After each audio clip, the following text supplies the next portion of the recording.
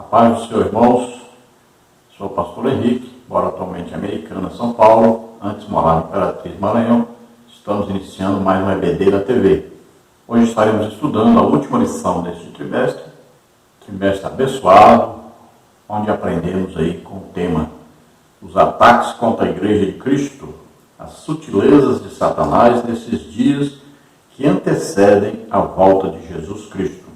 Lembrando aos irmãos, dar aí um like, se inscrever em nosso canal e divulgue esses vídeos para outras pessoas. Coloque nos grupos o link desses vídeos aí para poder os outros também assistirem. Se você deseja nos ajudar, aí está a conta na Caixa Econômica, no Bradesco e Banco Brasil. Banco Brasil, o nome da minha esposa é Helena Maria Cursilva. Meu Pix, você vê aí, 331-957-816-20. Nós disponibilizamos lá no meu blog a lição escrita, muito comentário dentro do que nós estamos estudando. Também colocamos os slides que nós usamos aqui. Se você deseja receber esses slides em PowerPoint, eu passo para você. Basta você entrar em contato por esse telefone, o nosso WhatsApp também. Está aí o telefone 99951520454. Aí também temos a lição escrita em PDF que nós passamos para você. E temos em Word também. Então, nesse trimestre, estamos estudando aí os ataques contra a Igreja de Cristo, as sutilezas de Satanás nesses dias que antecedem a volta de Jesus Cristo. O comentarista da lição foi aí o pastor José Gonçalves, que é pastor da Assembleia de Deus em Água Branca, Piauí. Vamos passar aí por um resumo rápido de tudo que nós vimos durante esse trimestre. Veja aí, na lição 1, nós estudamos aí as sutilezas de Satanás contra a Igreja de Cristo. Vimos aí a igreja sob ataque, vimos a natureza do ataque, as esferas do ataque, a igreja protegida. Na lição 2, nós estudamos a sutileza da banalização da graça. Vimos aí compreendendo a graça no contexto bíblico, a graça no contexto da reforma e vimos a graça no contexto contemporâneo. Na lição 3, nós estudamos a sutileza da imoralidade sexual. Vimos aí a revolução sexual, as principais distorções da sexualidade sadia e vimos o padrão bíblico para uma sexualidade sadia. Na lição 4, nós estudamos a sutileza da normalização do divórcio. Vimos o divórcio no contexto bíblico, a sutileza da normalização do divórcio e vimos o divórcio e a prática pastoral. Na lição 5, estudamos a sutileza do materialismo e do ateísmo. Vimos aí compreendendo o materialismo e o ateísmo. Vimos também raízes do materialismo e ateísmo. Também pressupostos das doutrinas materialistas e ateístas. E vimos respondendo ao materialismo e ao ateísmo.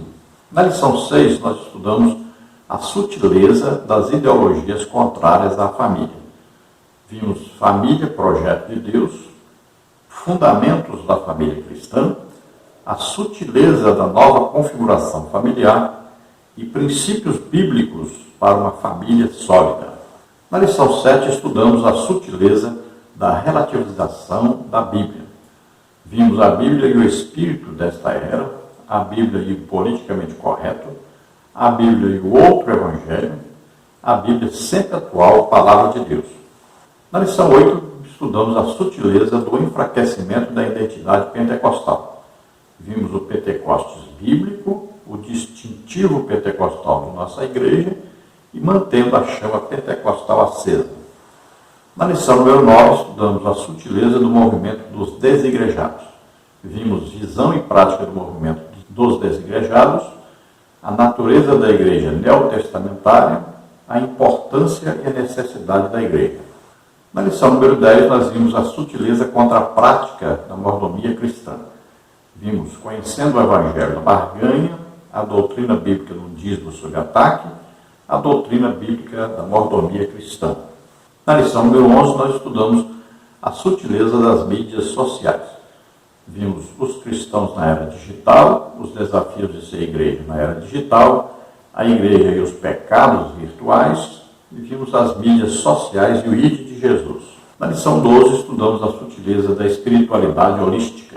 Vimos aí o fenômeno religioso, a espiritualidade humana e sua necessidade de expressão, o fundamento da espiritualidade holística, a espiritualidade holística e a Bíblia. E hoje estamos estudando aí Resistindo às Sutilezas de Satanás.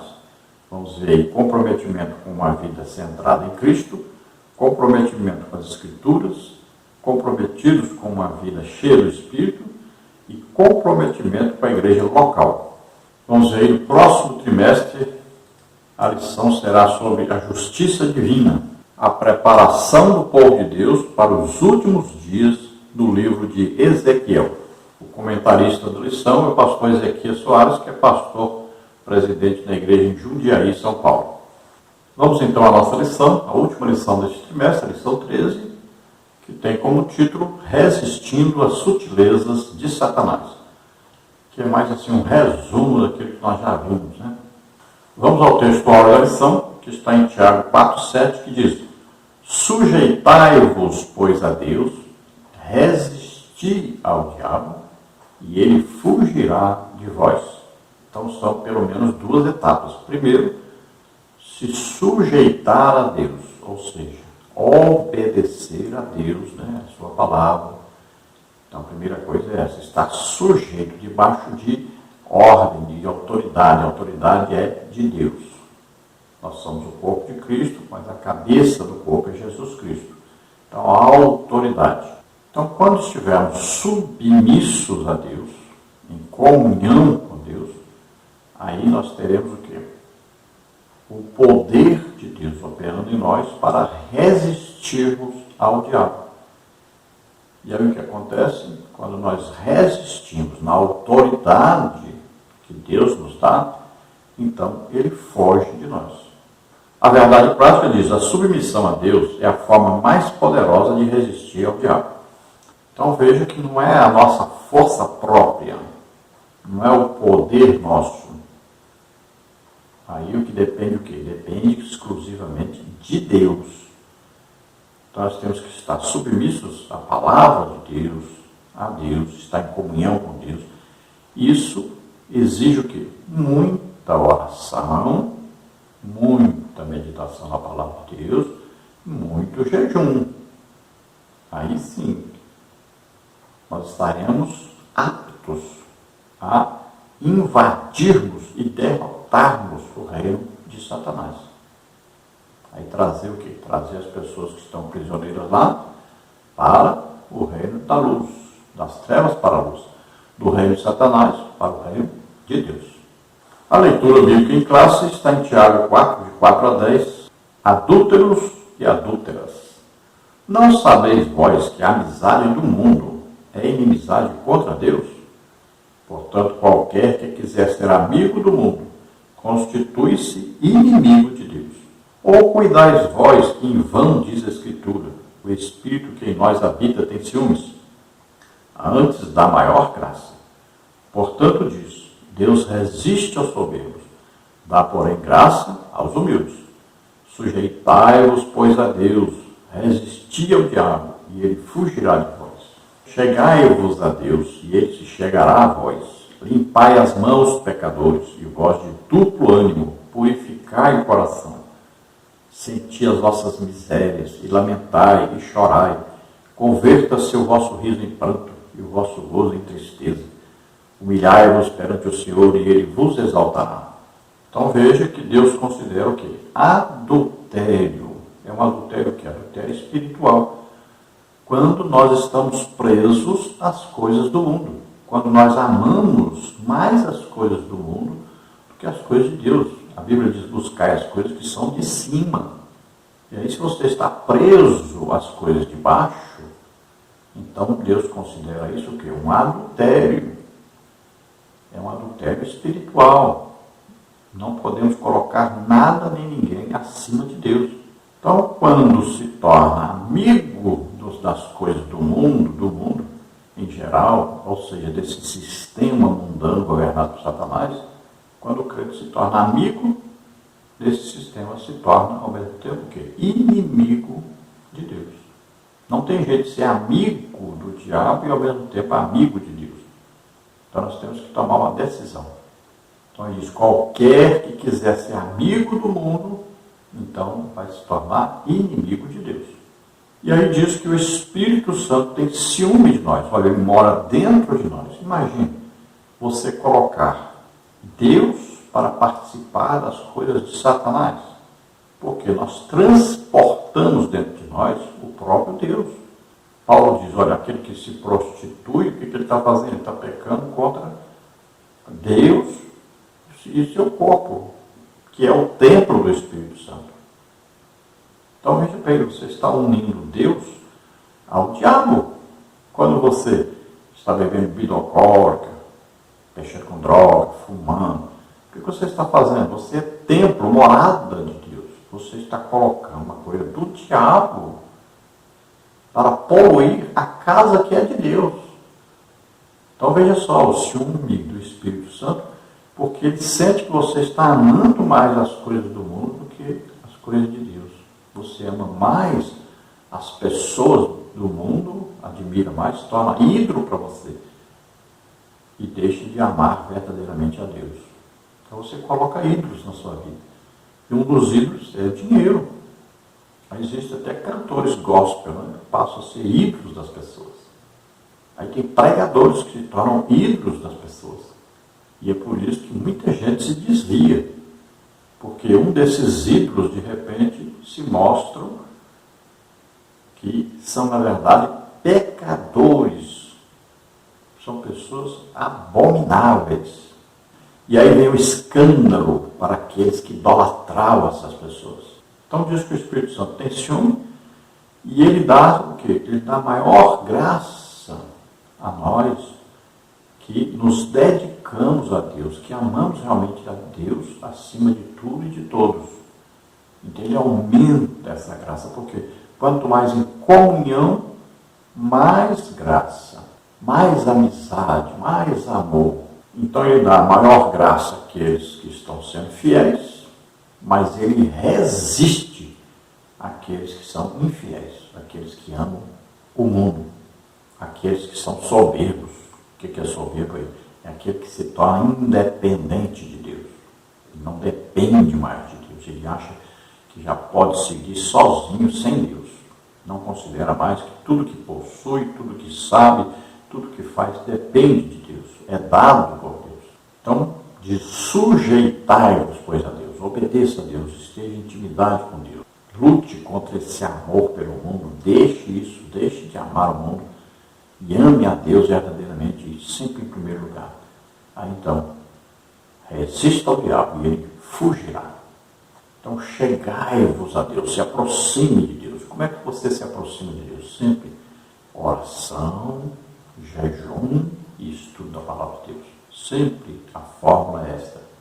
E aí então, Deus se chega a nós. Quanto mais nós fazemos isso, mais Deus se chega, mais Deus se torna íntimo. Então diz, limpai as mãos, pecadores. Limpai, quer dizer, tire da sua vida isso. Tudo que te aproxima do mundo, que te prende ao mundo, tire, limpe isso. Voz de duplo ânimo, quer dizer, aqueles que estão animados para as coisas do mundo e, ao mesmo tempo, estão animados para as coisas de Deus. Estão em cima do muro. Veja bem, é o morno. E a Bíblia diz que o morno Deus vomita da boca. Então não seja assim. Decida qual lado que quer. Tenha um ânimo realmente muito bom, mas para as coisas de Deus. E ainda diz, purificai o coração. Então retire esses ídolos, retire tudo esse amor pelas coisas do mundo. Purifique o seu coração. Olha, senti as vossas misérias, senti a posição, a situação que nós nos encontramos quando estamos sem Deus. Então diz, lamentai, chorai. Olha aí, sinta isso, se lamente por isso, se arrependa disso. Chore aos pés do Senhor. E ele diz, converta-se o vosso riso em pranto. Olha aí, aqueles que estão aí rindo, alegres, felizes, aproveitando as coisas do mundo, muito alegres, se divertindo. Ele diz, converta esse riso em choro, em pranto. E esse gozo, essa alegria que você tem pelas coisas do mundo, converta isso em tristeza. Porque é triste a situação daquele que ama o mundo. Ele diz: humilhai-vos, pois, então, diante de Deus. Se humilhe, se arrependa, peça perdão, se humilhe. E ele vai te exaltar. A introdução da lição diz: observamos em lições anteriores como a igreja genuinamente evangélica está sob ataque do inimigo. Por meio de várias sutilezas, o diabo tem procurado de todas as formas desviar a igreja do seu propósito e missão para o qual foi formada. Infelizmente, o que se observa em muitos círculos ditos cristãos é um evangelho diluído, em que há pouca ou quase nada da essência cristã. Em vez disso, há muita mistura. Nessa lição, veremos como a igreja pode resistir às sutilezas de Satanás. Para isso, veremos que a igreja só será vitoriosa na guerra contra o adversário se centralizar a vida de seus membros no Cristo ressuscitado. Da mesma forma, é imprescindível que tenha as Escrituras como fundamento de sua fé e prática e buscar uma vida cheia do Espírito. Por último, é mostrado que nenhum cristão sairá vitorioso nessa guerra se não possuir forte compromisso com a igreja local. A Deus toda a glória.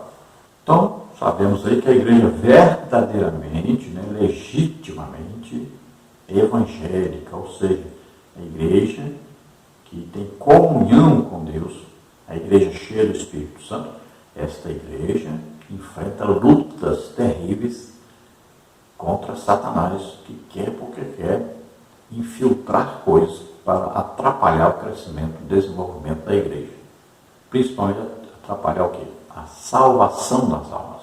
Então ele utiliza o que para atrapalhar o desenvolvimento da igreja verdadeira? Ele introduz sutilezas dentro da igreja.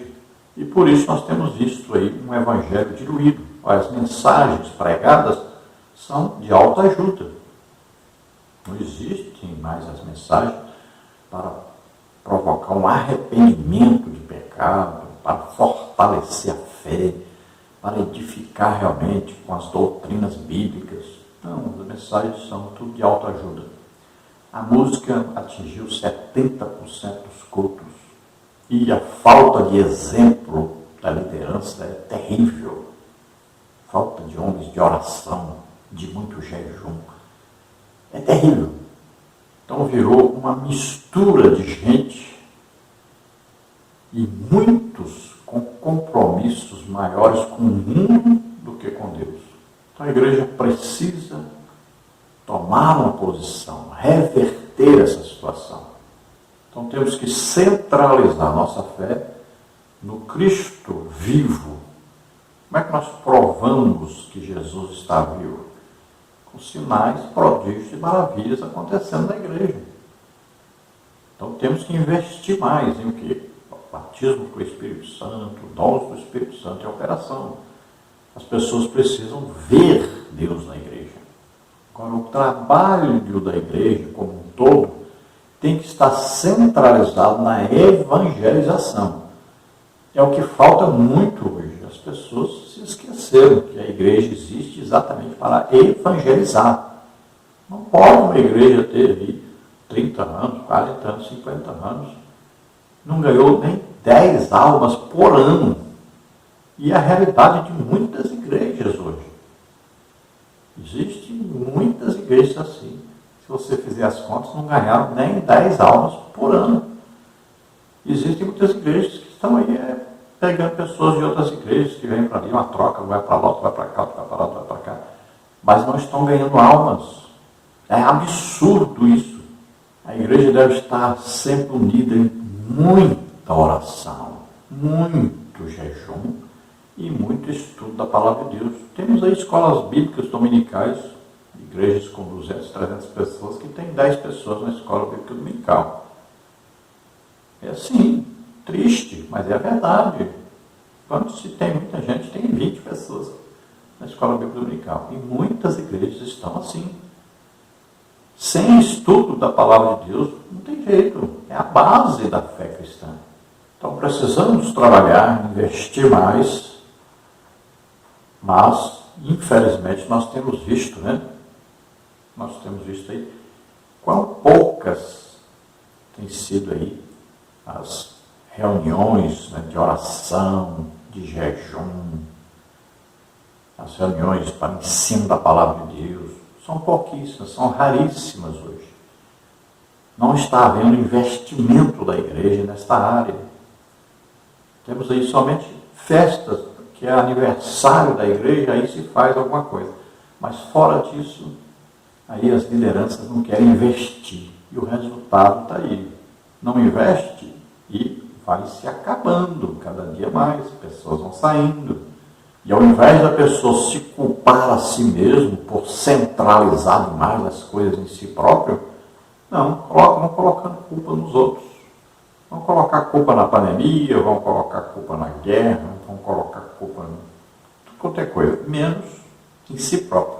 Tópico 1, comprometimento com uma vida centrada em Cristo. Subtópico 1, Cristo, o Salvador. Escrevendo à igreja de Corinto, o apóstolo Paulo disse: porque nada me propus saber entre vós, senão a Jesus Cristo. 1 Coríntios 2:2. Cristo era o centro da mensagem de Paulo. Da mesma forma, Pedro disse: e em nenhum outro há salvação. Atos 4:12. Cristo também era o centro da mensagem do apóstolo Pedro. Cristo era o centro da mensagem apostólica de todos os cristãos. E descendo Filipe, a cidade de Samaria, lhes pregava a Cristo. Atos 8:5. As Escrituras são bem claras. Não há outro Salvador fora de Jesus Cristo. Não há exceções. Quando um cristão ou igreja esfria ou se afasta da fé, Cristo é logo tirado do centro. Outras formas de culto, filosofias, ideologias passam a ganhar espaço quando Cristo deixa de ser o centro da vida. Então veja que o centro sempre tem que ser Jesus Cristo. Não adianta falar sobre Jesus sem mostrar Jesus. Então é preciso ter Jesus presente no culto. Nós temos que dar mais oportunidade para Jesus, menos oportunidade para músicas. Está demais. Exagerado isso. Então nós temos que dar mais oportunidade para Jesus falar com a igreja, também abençoar a igreja, se manifestar na igreja. Veja lá, os cultos têm que ter muita coisa, não é só música. Tem lá, olha, o culto tem salmos, aí que entra a parte da música. Aí tem doutrina bíblica, falar sobre arrependimento, salvação, batismo com o Espírito Santo, dons do Espírito Santo. São várias doutrinas, né? Doutrina do Espírito Santo. Então são várias doutrinas. Falar sobre doutrina, pregar sobre doutrina, ensinar sobre doutrina. Aí tem línguas, interpretação de línguas, tem revelações. Veja, existem manifestações sobrenaturais no culto. Nós estamos trocando isso por quê? Porque isso exige muito jejum e muita oração. E ninguém quer mais fazer isso para se haver as manifestações. É preciso que haja muito jejum e muita oração.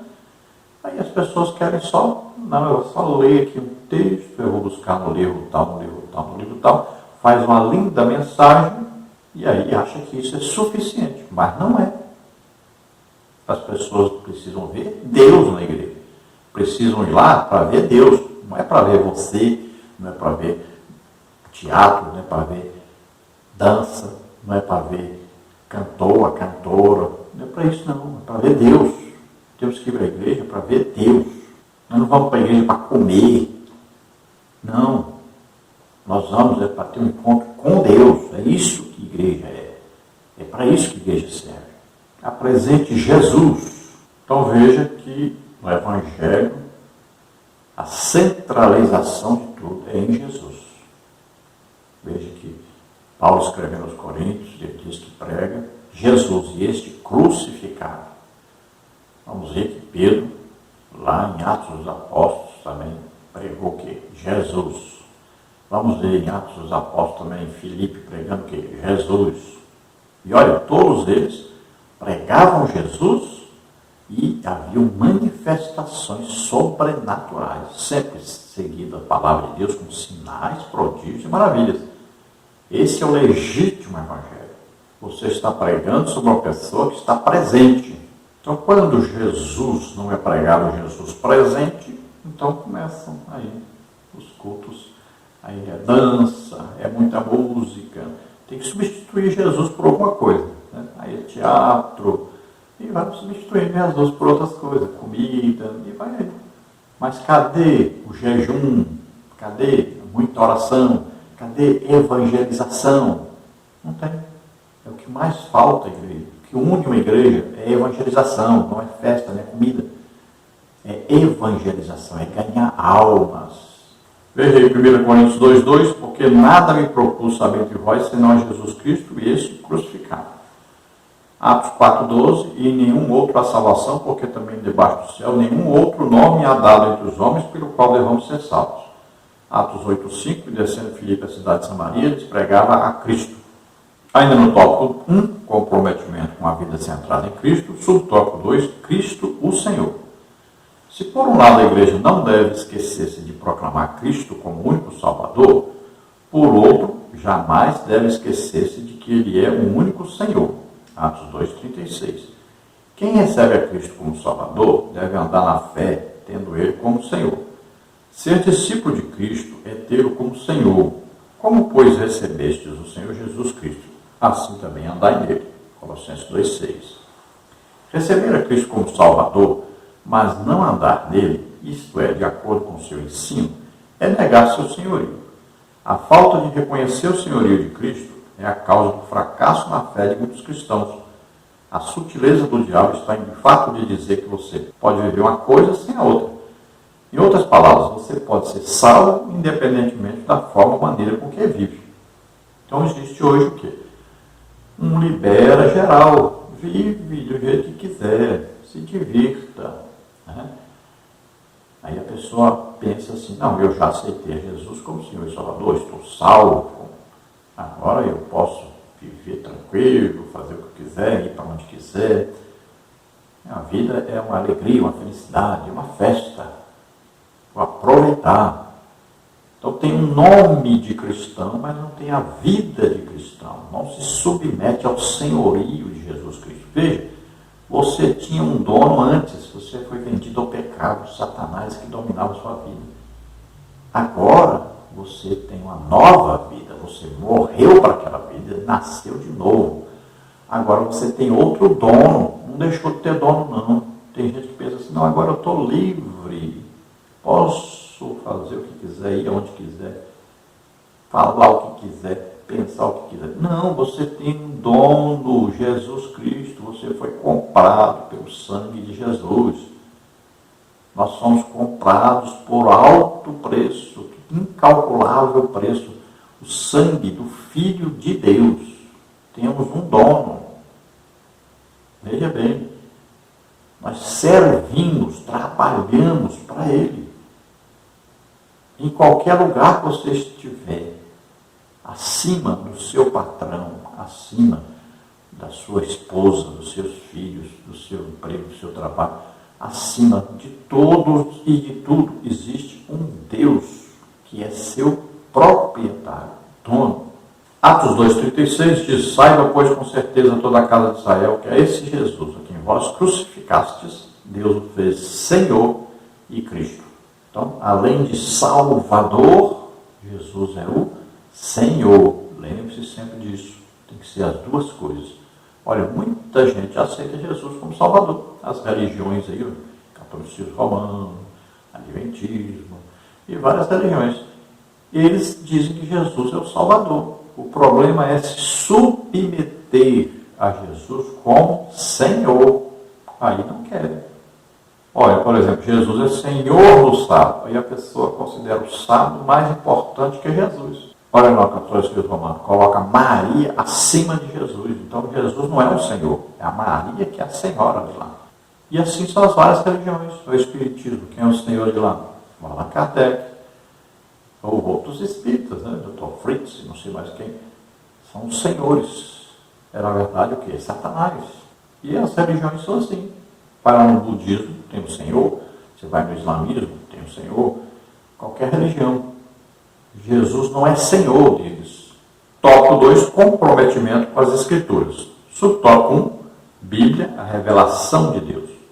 Vez por outra, vemos falsos mestres questionando a autoridade das Escrituras e sua atualidade.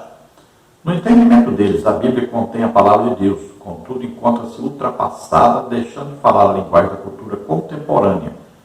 Assim, há uma tentativa consciente e sistematizada de minar a autoridade das Escrituras. Na verdade, esse ataque é contra as Escrituras como revelação de Deus para o homem. Deixando de ser a revelação de Deus, a Bíblia torna-se um livro meramente humano, sujeito a falhas e, portanto, passível de correção. Convém dizer que a Bíblia é a palavra de Deus, Mateus 4,4.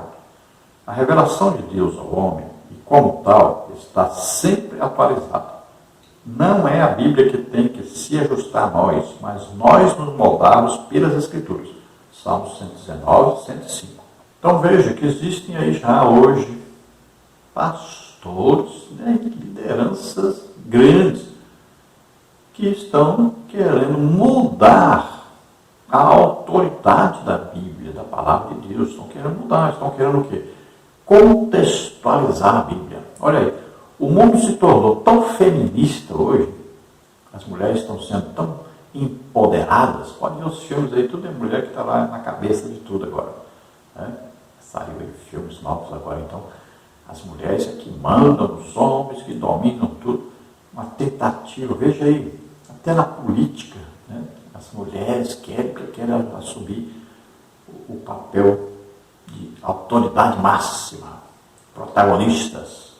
Então o feminismo assumiu um papel tão grande no mundo hoje, que é uma sutileza tão terrível de Satanás, que aí a Bíblia parece que não existe mais. O que diz na Bíblia sobre as mulheres não vale mais. Ah, é machista se falar qualquer coisa. Eita, é terrível. Mas lá na Bíblia diz bem claro, mulheres sejam submissas aos seus maridos. Está bem claro. Lá está dizendo muita coisa sobre as mulheres. Vá lá ver. Lá diz que Sara chamava o seu marido de Senhor, considerado como autoridade máxima abaixo de Deus. E aí a coisa está ficando, a igreja está virando uma coisa impossível. A Bíblia diz que não é permitido a mulher ensinar o seu próprio marido, ser autoridade sobre o seu marido. Mas está uma coisa difícil, porque a Bíblia não vale mais para as pessoas. As pessoas dentro da igreja não consideram mais a Bíblia como Bíblia. Não tem autoridade mais dentro da própria igreja a palavra de Deus. Estão torcendo tudo. Onde é que existe na Bíblia uma permissão para aborto em qualquer situação? Veja, onde é que tem isso na Bíblia? Onde tem na Bíblia autorização para a eutanásia? A pessoa até na hora de morrer tem a chance, o ladrão na hora de morrer teve a chance de ser salvo, imagina. E ali foi uma condenação à morte. E não existe isso no Novo Testamento. Ensina para nós no Novo Testamento é amar o nosso inimigo, é perdoar, orar por ele, abençoar, é isso que existe. Vamos ver, onde é que existe na Bíblia aí incentivo a falar palavrão, xingar as pessoas, odiar as pessoas por causa de política ou de qualquer coisa? Não existe isso na Bíblia. Então está havendo uma distorção. Onde é que tem na Bíblia apoio para divórcios? Então temos que mudar isso. Temos que olhar a Bíblia como a autoridade, a palavra de Deus. Onde é que tem na Bíblia que nós devemos apoiar roubo, assassinato, engano, mentira? Gente, o que tem de mentira? Veja aí na política, é uma coisa inacreditável. Temos que acabar com isso. Nós não podemos apoiar pessoas que vivem mentindo o tempo todo. Infelizmente, nós temos muitos líderes dentro da própria igreja que vivem mentindo, enganando as pessoas. Então, não é a Bíblia que vai se ajustar aos tempos modernos, a maneira de pensar dos tempos modernos, esse apoio ao feminismo nos tempos modernos. Não, a Bíblia não vai se adaptar a nós, não. É nós que temos que nos adaptar à Bíblia, nós que temos que nos aproximarmos de Deus submissos à sua palavra. Não é fazer adaptações, contextualizações, não. Mateus 5,4 diz: bem-aventurados os que choram, porque eles serão consolados. Salmo 119, 105 diz: lâmpada para os meus pés é a tua palavra e luz para o meu caminho. Então, será que a Bíblia está sendo isto para você? Pois passe a considerar a Bíblia como palavra de Deus imutável. Pode passar o céu e a terra, mas as palavras de Deus não vão passar. Ainda no tópico 2, comprometimento pelas Escrituras, subtópico 2, Bíblia, regra de fé e conduta. Quando a Bíblia deixa de ser a revelação de Deus para nós, então ela também deixa de ser a nossa regra de conduta e fé. Uma igreja genuinamente evangélica precisa se conscientizar de que as Escrituras são a fonte dos valores éticos, morais e espirituais que devem nortear a vida do cristão. Hebreus 4,12. Se não fosse a mediação das Escrituras, o cristão se encontraria desnorteado na sua caminhada. Como saberíamos, por exemplo, dos malefícios da idolatria se as Sagradas Escrituras não nos orientassem sobre eles? 1 Coríntios 10, 19 e 21. Da mesma forma, como saberíamos que o adultério, o divórcio, a ideologia de gênero, etc., são práticas danosas que corroem e destroem o modelo de família idealizado por Deus? Provérbios 6, 20 e 35. Somente por intermédio da Bíblia temos orientações seguras e precisas sobre isso. Então, quando a Bíblia parece que deixa de ser a revelação de Deus para nós, então ela perde a autoridade da nossa vida, da nossa igreja.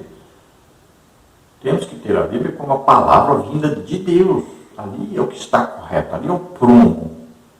Nós obedecemos a palavra de Deus. Nós não vivemos para agradar pessoas, mas é para agradar a Deus.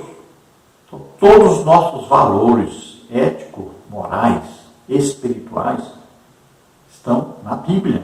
É ali que é a nossa constituição máxima. O que está escrito ali é que deve dominar a nossa vida, a nossa maneira de viver, a nossa fé e prática.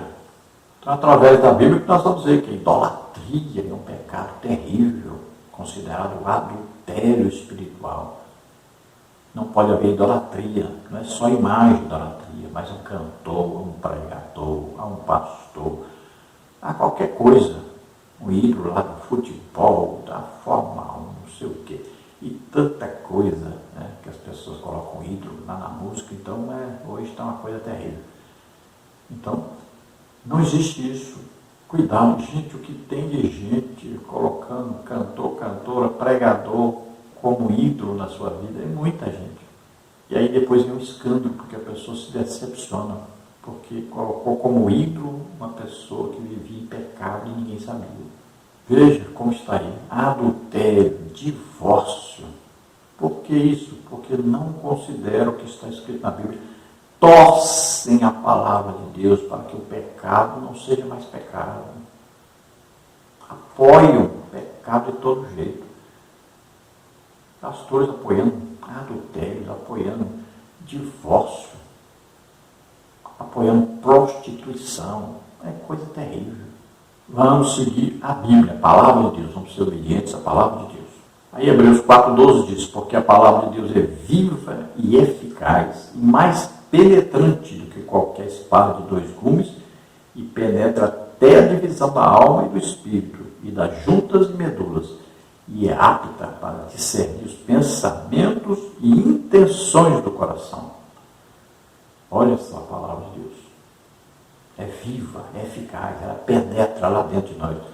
Ela é capaz até de dividir a alma e o espírito, que nós consideramos coisa impossível, mas ela faz isso.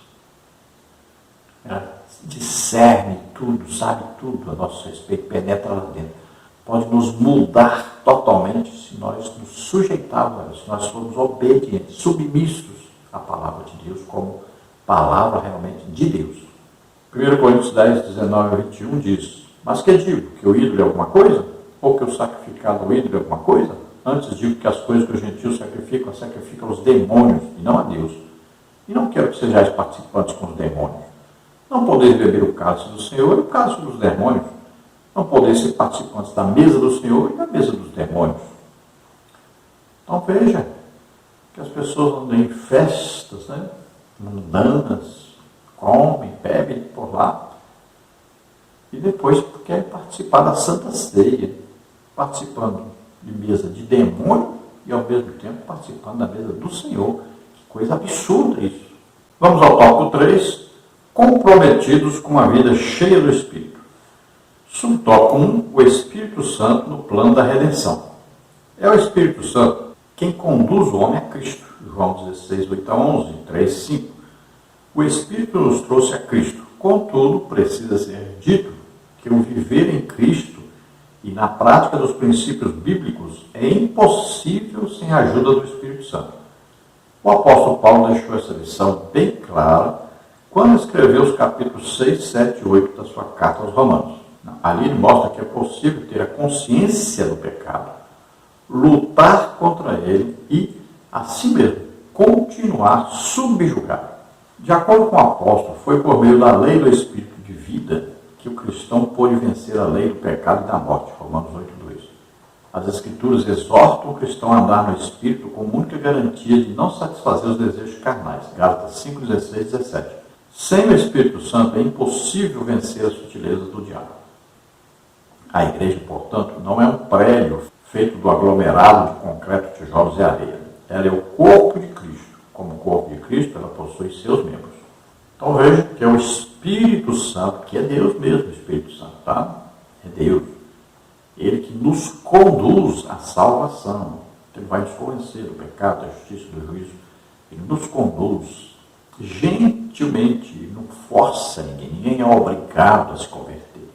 Esse ensina ele predestinação, que Deus já escolheu quem vai ser salvo, quem vai para o inferno. Isso não existe. Então todos têm a oportunidade de ouvir, crer, ser salvo. Então o Espírito Santo vai trabalhar para que todos sejam salvos. Agora, precisamos pregar o Evangelho para que o Espírito Santo opere e as pessoas sejam salvas. É preciso que evangelizar. Então veja que nós temos que nos submeter à orientação do Espírito Santo. Veja, Jesus foi cheio do Espírito Santo. Mas Jesus não é Deus? Sim, mas estava na terra como homem. Veja, Jesus foi guiado pelo Espírito Santo, conduzido pelo Espírito Santo. Mas Jesus não é Deus? Sim, mas estava na terra como homem. Dando exemplo para nós. Vivemos em comunhão com o Espírito Santo e sermos guiados pelo Espírito Santo. Então temos que ser submissos, temos que ter intimidade com o Espírito Santo, para que ele opere, para que ele nos guie, para que ele nos oriente, para que ele nos ajude também no combate contra o pecado. Olha, Jesus diz que ele nos ensina a palavra de Deus. Jesus diz que ele glorifica, olha, ele vai nos estimular a glorificar a Deus. Olha, Jesus diz que ele nos faz lembrar de tudo que ele disse. Então ele é o nosso ajudador. Olha aí, Paulo diz que ele nos ajuda na oração. Então é o consolador, é o nosso ajudador. Está sempre conosco, mora em nós, está conosco em volta e em nós. Jesus disse isso. Estará convosco e em vós.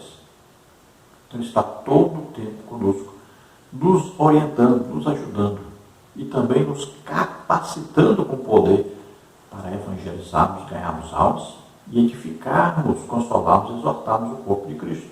Então a lei do Espírito nos fortaleceu para combatermos a lei do pecado e da morte. Então, ele nos fortalece, nos qualifica, nos orienta, nos ajuda para vencermos o pecado, vencermos todo o mal. Então, a igreja como corpo de Cristo, formada por todos os salvos do mundo inteiro, que segue firme no combate ao pecado, na salvação das almas, tendo o Espírito Santo como o íntimo amigo, cooperador, incentivador e também capacitador para a obra que nós temos que fazer na terra. Veja João 16, 8 a 11. Quando ele vier, convencerá o mundo do pecado, da justiça e do juízo. Do pecado, porque não crê em mim; da justiça, porque eu vou para meu Pai e não me vereis mais; e do juízo, porque já o príncipe deste mundo está julgado. João 3,5 diz: Jesus respondeu: na verdade, te digo que aquele que não nascer da água e do Espírito não pode entrar no reino de Deus. Romanos 8,2 diz: porque a lei do Espírito de vida em Cristo Jesus me livrou da lei do pecado e da morte. Gálatas 5, 16 e 17 diz: Digo, porém, andai em espírito e não cumprireis a concupiscência da carne, porque a carne cobiça contra o espírito e o espírito contra a carne. E estes opõem-se um ao outro para que não façais o que quereis. Ainda no tópico 3, comprometidos com a vida cheia do Espírito, subtópico 2, a vida cheia do Espírito. Há uma obra do Espírito no interior do cristão que o santifica para Deus, 2 Tessalonicenses 2,13. Podemos dizer que essa é a obra consagradora do Espírito, 1 de Pedro 1,2. Fomos purificados do pecado pelo sangue de Cristo, 1 de João 1,7. E temos o Espírito Santo presente em nós, que nos permite viver uma vida santa em um mundo de impurezas, Romanos 8,13. Essa capacitação para a santidade permite ao cristão viver uma vida cheia do Espírito diante de um mundo hostil, Efésios 5, 18 a 21. Contudo, há também uma obra capacitadora do Espírito Santo, Atos 1,8. Essa capacitação diz respeito à habilitação do crente para ser uma testemunha eficaz de Cristo no mundo, bem como viver vitorioso no Espírito. Então veja que é uma obra de santificação do Espírito em nós. Então o Espírito Santo vem morar dentro de nós e ele vai fazer o quê? Ele vai nos direcionar para a santificação. O que é santificação? Separação para Deus, uma consagração a Deus. Nós fazemos o quê? Nós nos entregamos, nos colocamos à disposição de Deus. Nós nos tornamos o quê? Íntimos de Deus. Então, para fazer isso, temos que nos afastar do pecado. Temos que vencer o pecado. Quanto mais nós nos afastamos do pecado, mais nós estamos orando, mais nós estamos jejuando, mais nós estamos evangelizando, mais nós estamos estudando a Bíblia. Então nós vamos nos aproximando cada dia mais de Deus. Quanto mais perto de Deus, mais longe de Satanás, mais longe do pecado. Então o Espírito Santo trabalha nesta obra de santificação de todo crente. Agora é preciso que haja o quê? A permissão do crente, o querer do crente em ser santificado. Então ele precisa se esforçar, tem que ler a Bíblia, tem que orar, tem que jejuar, tem que evangelizar. Então tem gente esperando aí que o Espírito Santo que vai fazer tudo, vai santificar ele e pronto, ele não precisa se esforçar, fazer nada. Ele pode continuar se divertindo à vontade, amando as coisas do mundo. Não é assim. Ele ajuda, mas ele não obriga você. Não é mágica. Ele não vai fazer você ser santo se você não quer ser santo. Agora temos também a obra capacitadora do Espírito Santo. Então vem primeiro o batismo com o Espírito Santo, que é um revestimento de poder, para poder fazer o quê? Para que o crente penetre o reino espiritual, o reino superior. Ele enxergue melhor o reino espiritual para poder pregar o Evangelho, ganhar almas. E depois do batismo, nós temos ainda 9 dons do Espírito Santo que o crente deve buscar, porque são o quê? Capacitações, são armas espirituais para se pregar o Evangelho e ganhar almas, além de ajudar as pessoas. Olha, curas com milagres, né? Revelações, tudo vem para a edificação, consolação, exortação do corpo de Cristo e também capacitação para ganhar muitas almas. 2 Tessalonicenses 2,13 diz: Mas devemos sempre dar graças a Deus por vós, irmãos amados do Senhor, por vos ter Deus elegido desde o princípio para a salvação e santificação do Espírito e fé da verdade. 1 de Pedro 1,2 diz: Eleitos segundo a presciência de Deus Pai, em santificação do Espírito, para a obediência e aspersão do sangue de Jesus Cristo, graça e paz vos sejam multiplicadas. 1 de João 1,7 diz: Mas se andarmos na luz, como Ele na luz está, temos comunhão uns com os outros, e o sangue de Jesus Cristo, seu Filho, nos purifica de todo o pecado. Em Romanos 9,13 diz: Como está escrito, amei Jacó e aborreci Esaú.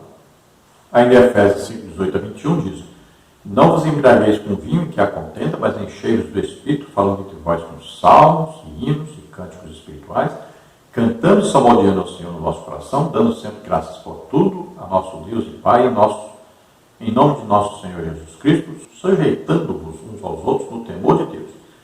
Em Atos 1,8 diz: Mas recebereis a virtude do Espírito Santo que há de vir sobre vós, e ser-me-eis testemunhos, tanto em Jerusalém como em toda a Judéia e Samaria, e até os confins da terra. Então o crente pode ter uma vida vitoriosa, vencendo todas as ciladas do inimigo e ganhando almas, expulsando demônios, combatendo o pecado, tudo sendo cheio do Espírito Santo. No tópico 4, comprometimento com a igreja local. Subtópico 1, a igreja como o corpo de Cristo. Escrevendo aos Coríntios, o apóstolo Paulo disse: ora, vós sois o corpo de Cristo e seus membros em particular. 1 Coríntios 12, 27. Nas Escrituras, a igreja ocupa um lugar de relevância ímpar. Fica sempre em destaque a igreja como corpo, ou seja, uma expressão de sua dimensão coletiva. 1 Coríntios 3,16. Nesse sentido, o aspecto local da igreja também fica enfatizado. Na metáfora dita por Paulo, no capítulo 12 da sua primeira carta aos Coríntios, fica evidente que, assim como um membro do corpo humano separado deste perde sua utilidade, da mesma forma a igreja.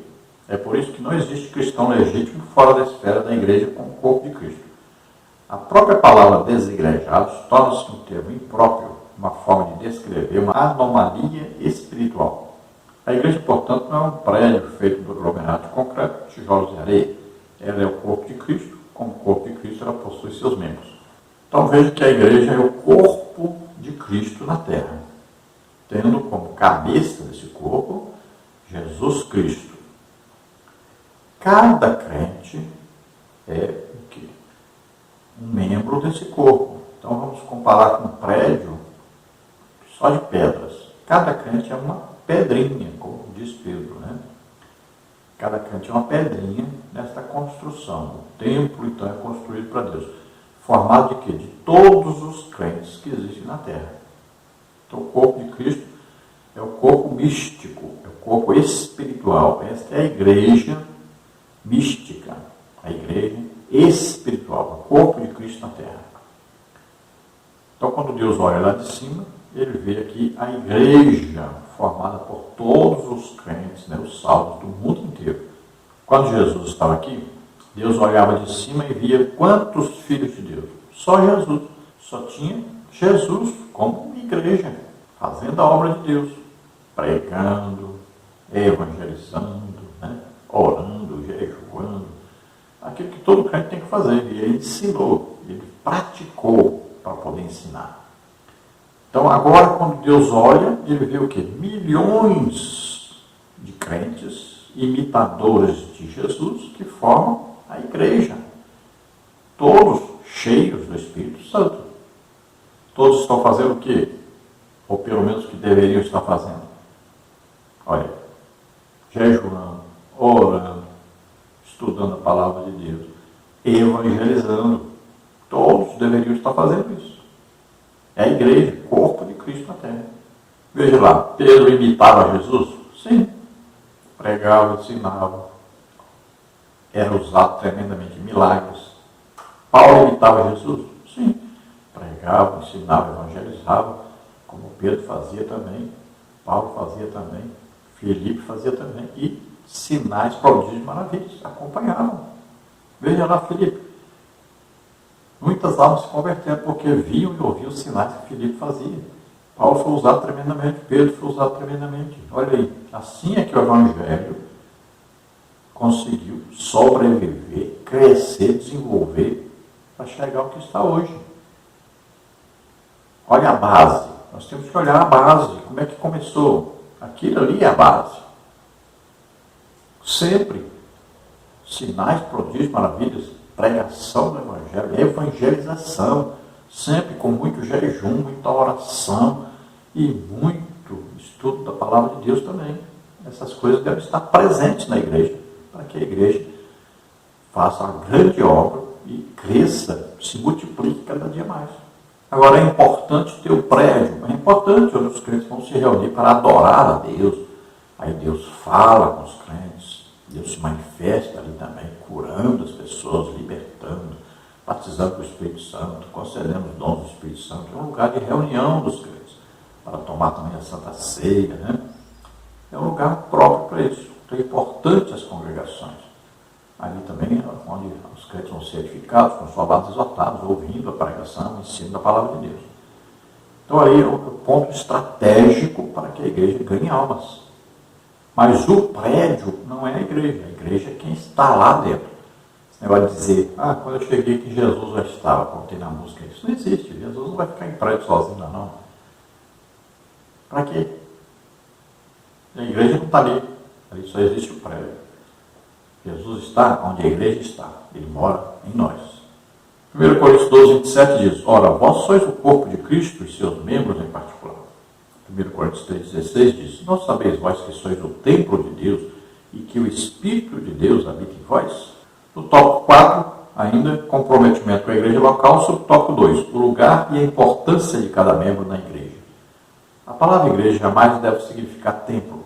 Um templo pode ser a estrutura arquitetônica onde a igreja se reúne. A igreja, portanto, não é um prédio feito de aglomerado de concreto, tijolos e areia. Ela é o corpo de Cristo. Como o corpo de Cristo, ela possui seus membros. Ela também não é um ajuntamento de pessoas em que ninguém sabe precisamente qual é a sua função no corpo. Biblicamente, cada membro da igreja, assim como o corpo humano, possui seu lugar e função para exercer. 1 Coríntios 12, 27. Um desigrejado é alguém que, por alguma razão, não conseguiu exercer sua função de membro do corpo de Cristo. Então, a igreja, a palavra, não significa templo.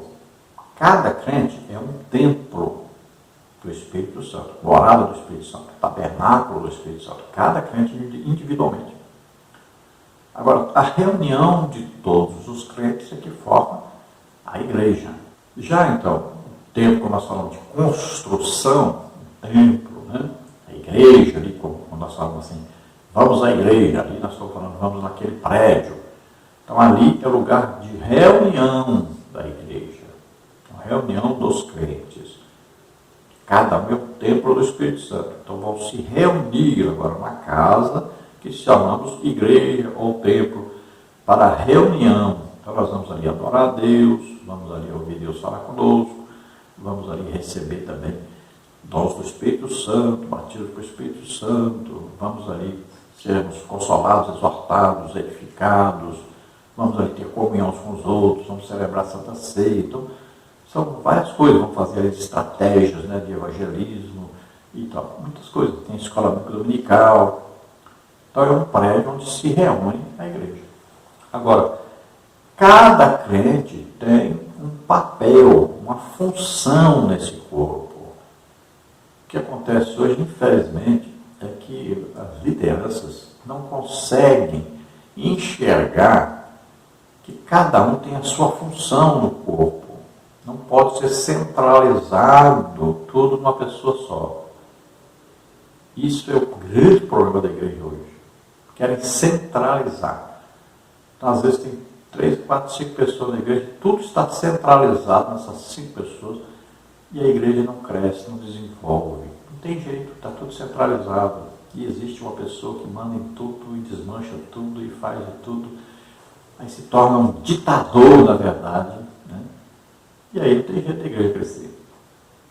Não pode uma igreja ter aí 10 anos, 20 anos, 30 anos, e não ter ainda várias congregações. Isso não pode, não existe isso. Porque a igreja cresce, desenvolve, ganha almas, se multiplica. Então temos que ver o que está acontecendo. Então é a centralização. Tem que descentralizar. Temos que evangelizar. Uma igreja que não tem a prática de evangelização, isso é muito triste. Temos que evangelizar, ganharmos almas. Todo o culto temos que ganhar almas. E temos que discipular essas pessoas. Essas pessoas precisam estar na escola bíblica dominical. Essas pessoas precisam estar em todos os cultos. E temos que fazer mais cultos. E temos que ter cultos na rua. Temos que ter cruzadas evangelísticas. Temos que ter trabalho evangelístico. É importantíssimo. É para isso que a igreja está na terra. Cada crente tem a sua função no corpo. E cada crente deve estar trabalhando na sua função para a qual foi chamado por Jesus Cristo. Por exemplo, se nós lermos a palavra do Senhor, está dizendo que a igreja tem apóstolo, tem profeta, tem evangelista, tem pastor e tem mestre. São 5 ministérios. E a maioria das igrejas, a gente não vê os 5 ministérios operando, porque uma pessoa quer centralizar tudo em torno de si própria. Então é preciso que haja essa descentralização. É preciso que haja uma liderança sadia que esteja realmente produzindo. Pessoas que não produzem nada é triste. Agora, muitas vezes as pessoas querem produzir, mas são impedidas de produzir. Por isso que muitas pessoas deixam igrejas, né, e vão fazer o trabalho independente. Agora, para Deus é bom que essas pessoas saem e vão abrir outras igrejas e vão fazer o trabalho de Deus que não era possível fazer onde estavam. 1 Coríntios 12, 27 diz: ora, vós sois o corpo de Cristo e seus membros em particular. Vamos ver aí a conclusão. Chegamos ao final desta lição e do trimestre. Nosso propósito foi mostrar os ataques sutis de Satanás contra a igreja e destacar as estratégias para o povo de Deus permanecer firme na resistência contra o adversário. Sabemos que os dias são difíceis, mas o Espírito Santo é o guia e o auxiliador da igreja. Então vimos aí vários ataques sutis de Satanás à igreja, tentando impedir o trabalho da igreja. Infelizmente, tem conseguido impedir. As igrejas, muitas estão vazias, as pessoas na pandemia deixaram, começaram a ficar só na TV, né, só assistindo, assistem cultos, ouvem música, faz tudo na TV, não quer se congregar mais. E o problema maior o que é? Não acham Deus na igreja. Vão lá, mas não acham Deus. Tem lá diversão. Diversão na TV também tem. Música boa? É só assistir na TV. Pregador bom? Só assistir na TV. O povo precisa da presença de Deus. Ver Deus na igreja. Aí não consegue. Então é preciso haver uma mudança radical. E é preciso haver evangelização. E é preciso haver visita dessas pessoas nas casas deles, trazê-los de volta para congregarem. E é preciso um trabalho, esforço. É preciso ir lá. Não basta ficar, vem para cá. Não vem não. É preciso ir lá, visitar as pessoas. E é preciso que haja presença real de Deus na igreja. Então, existem pessoas que não estão congregando, né? Muita gente. Existem os que não congregam e ficam em casa, e existem os que não congregam e estão se reunindo por aí. Então, nós precisamos trazer essas pessoas de volta para a igreja, para congregarem. Agora, precisa haver uma descentralização. É preciso dar oportunidade para as pessoas. As pessoas precisam desenvolver o evangelismo, né? A visitação dos lares, a escola bíblica dominical, são várias coisas. Aí tem os grupos familiares, né? Trabalho da família, trabalho de missões. Toda a igreja deve ter missionários enviados para algum lugar. É função da igreja isso. Então nós temos que ver como fazer, como descentralizar esse poder que parece que virou, né, a liderança da igreja. Ele parece que virou um sistema ditatorial. Tem que acabar com isso, para poder a igreja crescer novamente, desenvolver novamente e tomar o rumo certo da evangelização. Vamos orar agora. Se você ouvindo a palavra do Senhor, ouvindo aqui os ensinos, as lições, você deseja entregar sua vida para Deus, é agora a oportunidade. Vamos orar junto com você. Se você está doente, está enfermo, vamos orar juntos e Jesus te cura agora. Vamos orar. Pai querido, em nome de Jesus, te apresentamos essas vidas que se chegam a Ti, arrependidos dos Teus pecados. Ó Senhor, convencidos pelo Espírito Santo do pecado, da justiça e do juízo, crendo que Jesus Cristo, Teu Filho, veio ao mundo, nasceu como homem, viveu como homem, tomou sobre ele os nossos pecados, doenças, enfermidades, maldições, morreu por nós na cruz, em nosso lugar, e ressuscitou. Eles creem nisso agora, Senhor, portanto são salvos. Escreve seus nomes no livro da vida, concede a eles o Espírito Santo. Aqueles que estão doentes e enfermos agora, em nome de Jesus, toca neles, Senhor. Solta, em nome de Jesus, toda doença, toda enfermidade vai saindo agora. Toca neles, Senhor. Ramachuste. Aragrada não coste força que terei contar. Aragrada por fasterei. Oh, se agrada de Deus, Ele vai te contar segredos, vai te revelar mistérios. Em nome de Jesus. Glória a Deus. Amém.